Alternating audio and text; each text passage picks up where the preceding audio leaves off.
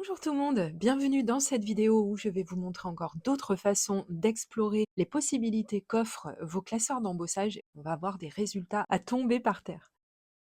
Donc pour démarrer, eh bien évidemment, il va nous falloir du papier. Comme d'habitude, en ce moment, j'utilise pas mal le papier issu de ce blog de chez Action. Je m'en sers très régulièrement, vous le voyez très souvent.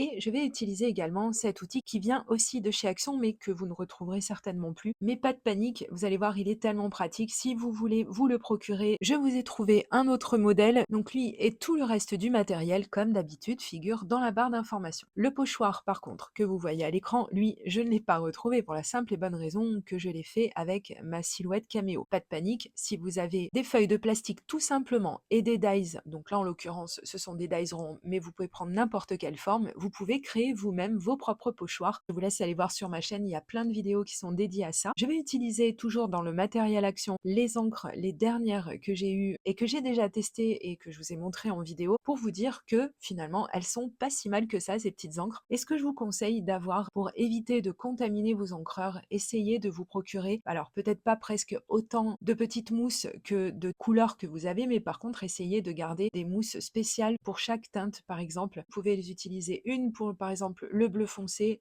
une pour le bleu plus clair, parce que sinon ça va, comme je vous dis, contaminer vos couleurs et vous n'aurez pas les résultats escomptés. Ça, c'est un petit peu dommage.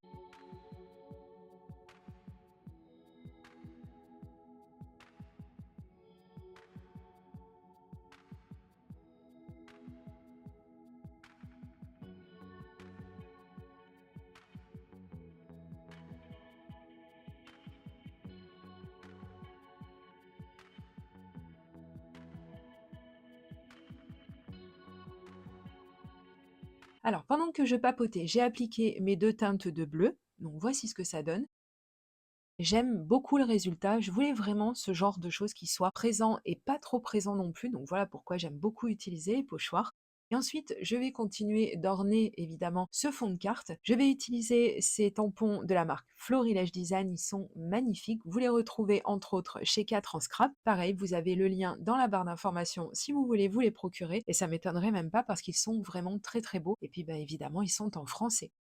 J'ai utilisé la stamp plateforme mais juste avant de tamponner, comme c'était la première fois que j'utilisais ce tampon-ci, j'applique la petite astuce que je vous ai donnée il y a peu de temps en vidéo, à savoir de ne pas hésiter à gommer son tampon quand il est tout neuf, parce que ça va enlever la pellicule d'origine qu'il peut avoir et ça va favoriser le meilleur des tamponnages. Et puis n'hésitez pas aussi à utiliser une plateforme d'aide au tamponnage parce que comme ça au moins on est sûr d'arriver à nos fins.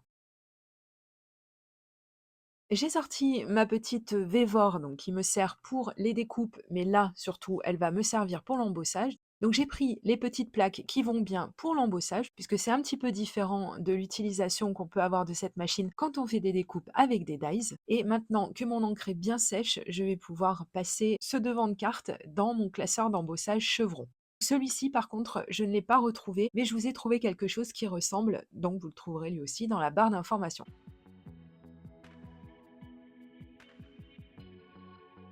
Et regardez ce magnifique résultat. Donc là, la particularité de ce rendu, c'est que ça incruste carrément tout ce qu'on a fait, c'est-à-dire autant le résultat du pochoir que le résultat du tamponnage est vraiment, je trouve ça unique comme rendu. Je vais illustrer ce que je vous répète quand même assez souvent, à savoir qu'on peut utiliser nos sets de dice d'une façon peut-être qu'on n'avait pas pensé à utiliser auparavant. Donc là, en l'occurrence, ce set de dice venait de chez Action. Je ne l'ai pas forcément acheté pour le rendu final qu'il peut avoir, mais parce que j'avais compris, comme beaucoup, qu'il pouvait avoir pas mal de possibilités, notamment ces petits ronds qui vont bien m'intéresser là pour la prochaine technique. Je vais récupérer un petit camailleux de chute de papier rose. Donc là, encore une fois, vous choisissez bien la couleur que vous voulez. Je vais retailler un petit peu tout ça. Et ensuite, ce que je vais faire, donc là, par exemple, on a un double die, un die multiple. Et là, pour aller un petit peu plus vite, bon, après, c'est complètement facultatif, mais pour aller plus vite, vous pouvez le mettre à cheval entre deux papiers pour avoir déjà directement deux découpes d'un coup. Donc, comme ça, c'est vraiment, vraiment pratique. Mais si vous n'avez pas ce genre de die, que vous avez des dies ronds tout simples, ça va fonctionner aussi. C'est juste qu'il va falloir réitérer ça un tout petit peu plus souvent.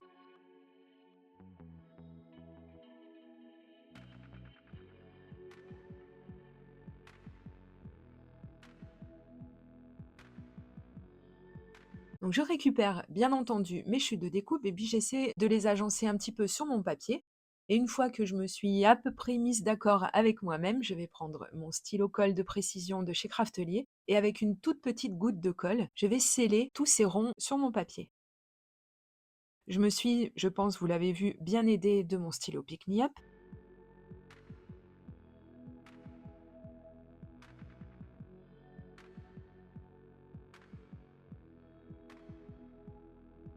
Une fois que j'ai terminé ça, je vais retailler un tout petit peu parce que vu la façon que j'ai eu de coller mes petits cercles, il me semblait que j'étais un petit peu décentrée au final. Je vais tout simplement retailler avec mon mini massicot guillotine.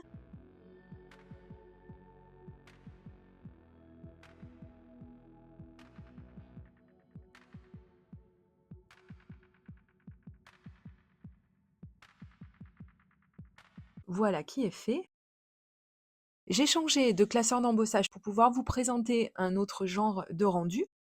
Hein, comme ça, on fera bien la différence entre les deux techniques, soit qu'on ait utilisé des tamponnages et un pochoir, soit qu'on ait utilisé des petites chutes de découpe.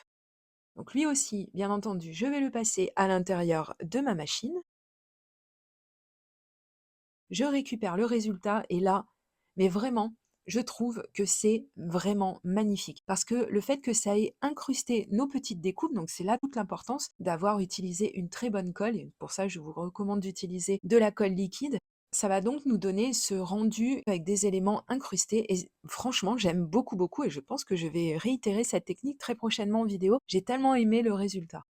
Je vais prendre une chute de papier et celle-ci, elle est tellement grande qu'elle va me permettre de pouvoir créer directement une base de cartes. Donc ça, c'est vraiment pratique, c'est pour ça qu'il faut vraiment toujours garder ces chutes de papier. Je vais faire un petit repère histoire, comme d'habitude, d'avoir une lisière blanche tout autour de mon devant de carte. Je vais rainurer mon papier grâce à mon outil pour enveloppe et ensuite me séparer de ce petit morceau en trop et je vais coller le devant de carte sur ma base de carte. Mais juste avant, j'ai eu envie de rajouter quelque chose, bien entendu, j'avais pas laissé ça comme ça aurait fait un petit peu triste. Je vais rajouter un petit texte et pour ce faire, je vais prendre un petit morceau de papier. Alors j'ai choisi du gris, j'aime bien l'association des deux. Donc j'ai pris un petit morceau de papier gris uni et j'ai sélectionné un set de dies alphabet que je vais bien entendu découper avec ma petite machine de découpe. C'est bien, c'est pratique, c'est très rapide à faire.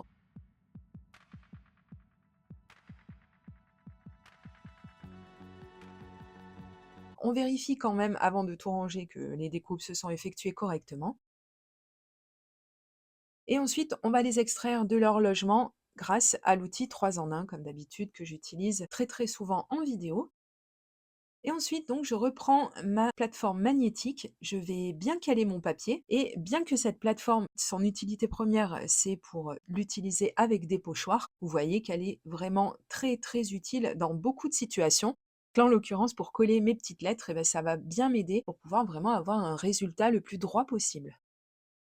Je vais coller également, parce que sinon ça m'aurait dérangé et je sais que je ne suis pas la seule, la petite chute de découpe à l'intérieur du R que j'ai retourné et qui me servira pour le point du I. Et puis voilà, mon devant de carte est terminé et maintenant, comme je vous le disais auparavant, je vais le fixer à ma base de carte. Et évidemment, pour ce faire, je vais utiliser le double face de chez Craftelier. Je vous en parle très très régulièrement, mais je vous assure que j'ai de bonnes raisons de le faire parce que c'est quelque chose d'hyper important d'avoir un bon adhésif. Déjà, un bon double face dans son scrap, c'est très important. Et puis celui-ci, il est étudié pour le scrap. Il ne traverse pas avec le temps nos créations. Donc ça, c'est très important, surtout pour nos photos. Puis en plus, il est pas très cher, il se déchire à la main, donc il a toutes les vertus du monde.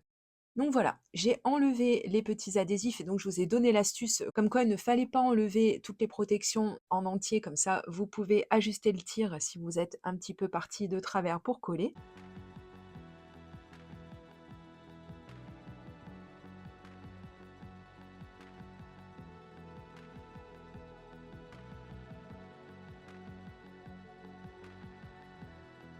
Et je vais terminer également en faisant une seconde carte avec le premier devant de carte que j'ai créé.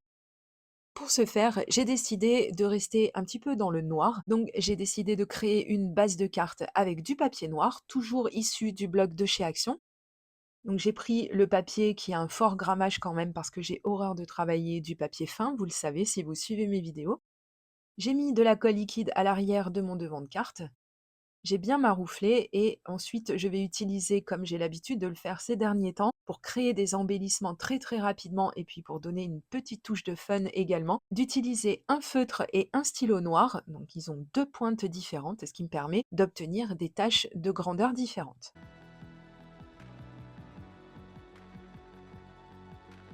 On va refaire le point sur les 2 cartes que j'ai créées. J'espère qu'elles vous plaisent et qu'elles vous auront donné envie à vous aussi de vous lancer pour utiliser vos classeurs d'embossage d'une manière un petit peu différente. Si c'est le cas, je vous remercie pour le petit pouce en l'air et si vous partagez cette vidéo sur vos réseaux sociaux, si vous l'envoyez à vos copines pour leur donner des idées à elles aussi, ça aide énormément ma chaîne et je vous dis à très très bientôt pour de prochaines vidéos créations. Gros bisous, bye bye.